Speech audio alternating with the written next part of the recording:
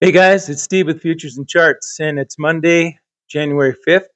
And so, in the news on Friday was a headline on Bar Chart that said that crude prices were pressured by concerns about global oil glut. And then, of course, with the Maduro getting captured and brought back to the United States, and basically the president talking about going in there and running the country. And this will allow U.S. companies to get back in there and do what they do, and which was kind of taken away from them when Maduro took power anyway, because he didn't really. I mean, I guess they still had some people working in there, but it just wasn't. Uh, it wasn't what it was when the U.S. companies were actually extracting oil out of their off of their leases that they had. So um, the So a lot of people kind of expected, well, the U.S. is going to go back in there and start producing oil. Oil is going to drop. Well, it didn't. It's actually up about 2 cents. Crude oil, that's diesel, is up 2 cents. Crude oil is up 70 some cents, and so kind of had a different reaction to that, and than what I think some people were expecting. So um, it'll be interesting. Like, it's early, and people will have more time to digest the news and try to figure out how this is going to affect the crude oil market.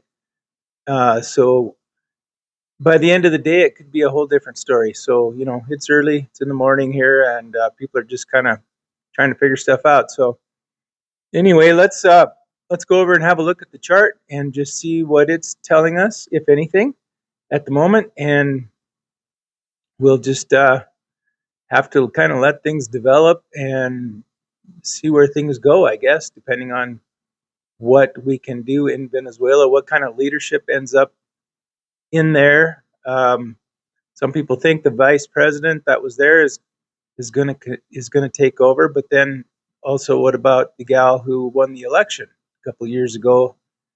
That was, had to leave the country just for her own safety. So, and I see where she was in Venezuela, or in Norway, in hiding. So, but now she's come out publicly again. So, um,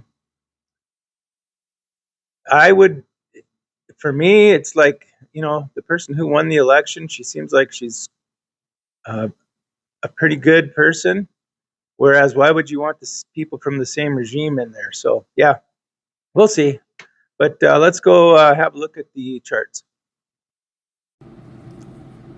Okay, so as you can see, the actually the price has dropped just a hair since the intro, and but not much, maybe 5 cents on crude and 12, 13 cents on diesel. But it's definitely showing a little bit of strength today, except for natural gas. It's struggling today because Venezuela does have a lot of natural gas as well. So, but why the crude oil and diesel markets are acting the way they are is, I mean, I kind of agreed with what some people were saying, that this could possibly, go down, but so far not so. But let's take a look at the chart and see. So this is that bottom trend line that's still intact, even though we've gone from a January to a February contract. It still looks relatively the same.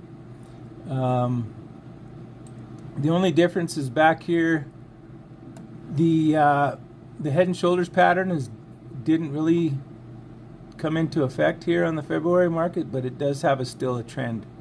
So and it did have this breakout anyway. So but we're still underneath here. We've tested this trend line looks like three times, and even though today is up, we're still kind of in a downward trend here.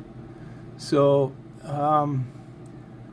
we might hover around this 210 range for a while until everybody figures out what's going to happen. So with the Venezuela thing, and it's possible that it could drift down here to these old lows, but I'm not in a position to make that argument yet, because I just don't see anything like that in the chart.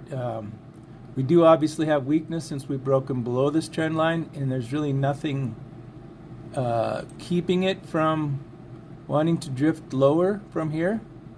So it could be that eventually the folks that thought oil would go down on the Venezuela thing, it will be right eventually. So we'll just see, I guess. But crude oil is up again as well today.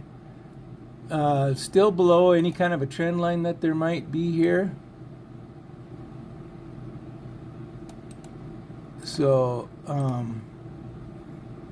yeah, I don't see anything unless we were to challenge this trend line and break above it, but it just doesn't look like it really wants to. So it could drift lower too. So, and then we'd have another trend line basically right about here.